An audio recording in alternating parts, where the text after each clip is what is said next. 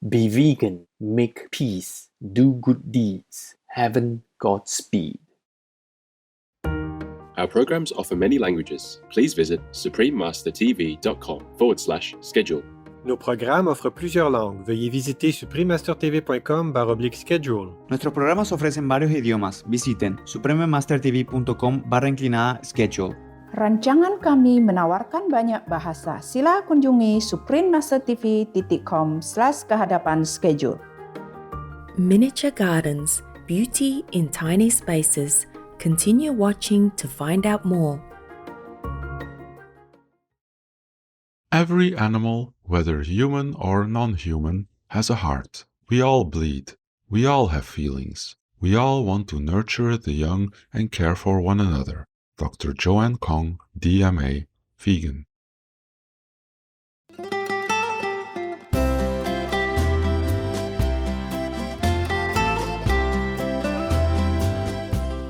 Elegant viewers, in the historical Provence in southeastern France, you might say bonjour to greet the locals. That's hello in French. My name is Eloise. The harmonious citizens of Provence join you in thanking God for His wonderful creations on planet Earth. May we recognize and cherish our shared divine origin. La Méditerranée, là en bas c'est Marseille. Welcome to our show, Miniature Gardens, Beauty in Tiny Spaces. On today's program, we'll share the joy of creating miniature gardens at home.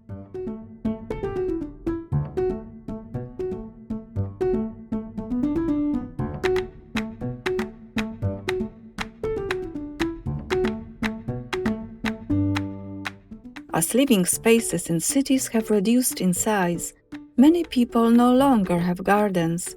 If you're a garden lover or want to try gardening, the option of having a miniature garden will delight you and bring a creative addition to your living space. According to Janet Calvo, the author of the book Gardening in Miniature, Create Your Own Tiny Living World, the official definition of a miniature garden is a living garden on a tiny scale that looks like a full-sized garden that has shrunk in size. It consists of slow-growing dwarf or actual miniature plants, in-scale bedding plants, a patio or pathway, and miniature accessories where all the elements relate in scale, are proportioned to each other, and stay in scale and proportion as the garden grows together. Simply put, it's like a life-size garden, but on a smaller scale. Some common miniature gardens you might have seen showcase bonsai trees or art terrariums with animal people figurines in them.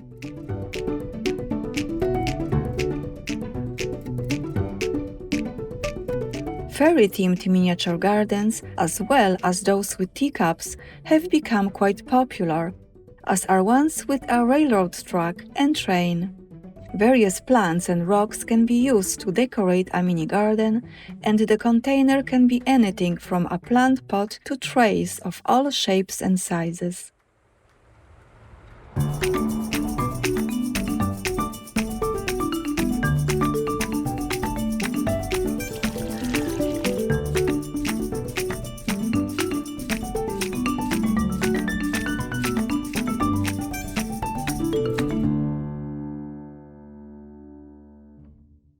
China was the first known civilization to attempt to create versions of nature in contained sizes. According to research, the Chinese cultivated bonsai trees artistically for an aesthetic appeal during the Qin dynasty, 221 to 206 BC. They developed the art of penzai, or tree in a pot, that focused on the art form of the tree alone without landscape. It then developed into the art of penjin, which has added elements to form a tiny landscape. The Japanese were introduced to bonsai trees when Chinese traders brought the miniature trees to Japan. According to bonsai artists, paying attention to the size of the tree trunk in relation to the tree's canopy is essential, A bonsai should invoke a sense of harmony in nature when on display. The Japanese have developed different methods of growing bonsai. The following are just a few. In the chokan technique, the plant grows straight and tall. The Ishizuki method has the tree growing inside a rock, while the Kabudachi style presents a plant with 3 trunks originating from the same trunk. Moyogi uses a technique in which the tree trunk is shaped like the letter S, with a branch growing out of each curve, and the Yosewi or forest style displays individual trees of different heights in the same pot.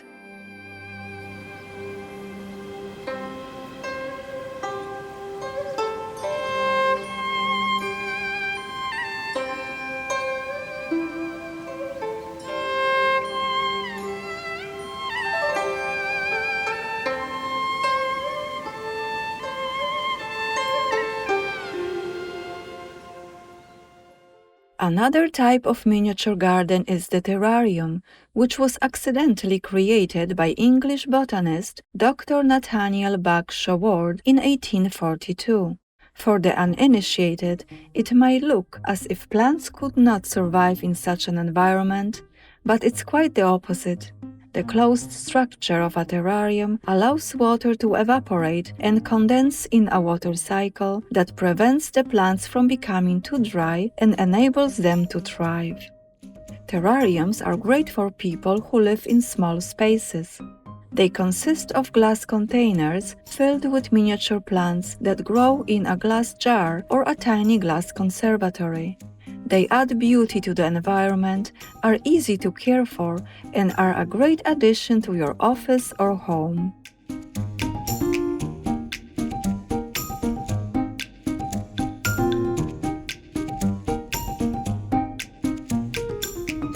No to vegan. Distance yourself from the virtuous crowd. Gracious viewers, let's now pause for a moment to hear a brief message. We'll return shortly. Please stay tuned to Supreme Master Television.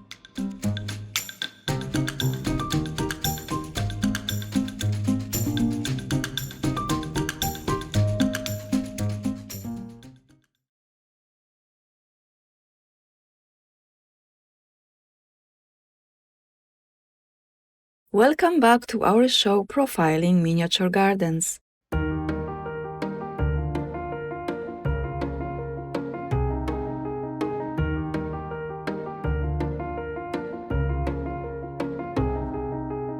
Plants that grow at a slower pace are best suited to be planted in a closed terrarium. Some examples are maidenhair ferns, button ferns, dwarf palms, tillandsia, and cacti. Open terrariums favor fresh air and drier conditions, and good examples of greenery to plant in them are aloe vera, paddle plant, and cacti.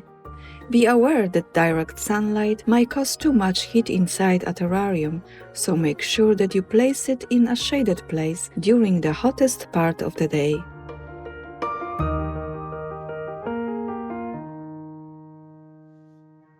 Miniature fairy gardens can be assembled indoors or outdoors. The outdoor ones tend to be larger, as more space might be available to create fairy cottages, either in a Victorian style, surrounded by miniature roses, or with a mini log cabin, surrounded by moss and miniature ivy. Indoor miniature fairy gardens can be made in smaller containers, such as trays, old drawers, cups, jewelry boxes, bowls, or wooden crates. You can also opt to use recycled materials, such as plastic bottles or buckets. The popularity of fairy gardens has made it easy to buy tiny and fun accessories for your projects, such as models, bird people baths, bridges, doorways, benches, miniature bricks, pebbles, sea glass, twigs, and stones.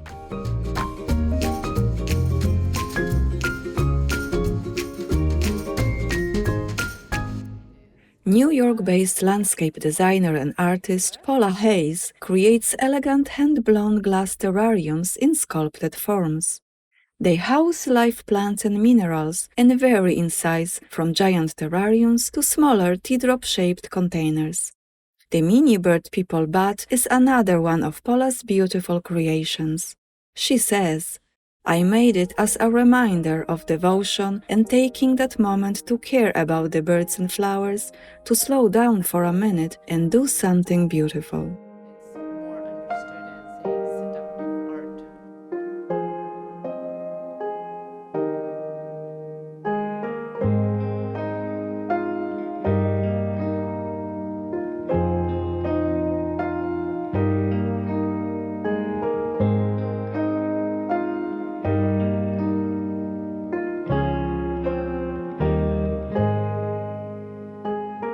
Studies show miniature gardening can help reduce stress, improve sleep, and consequently lower cortisol levels in the body.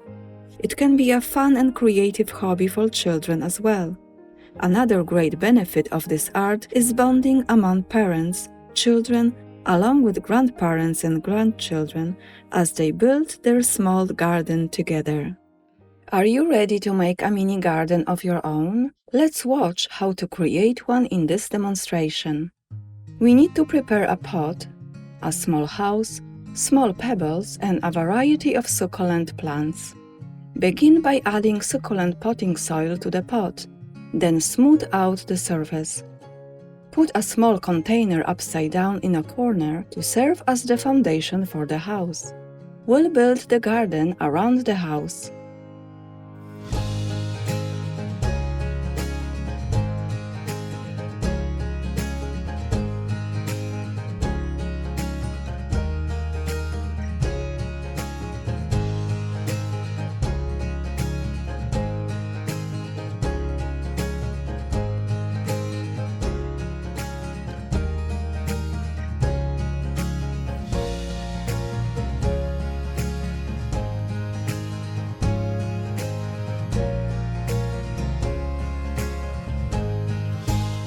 Within a few minutes, we have a nice little garden of our own.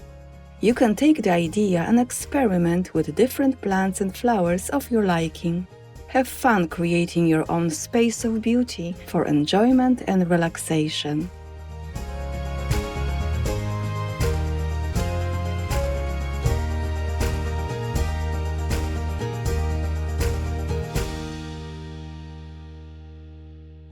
You vegan? My type, man.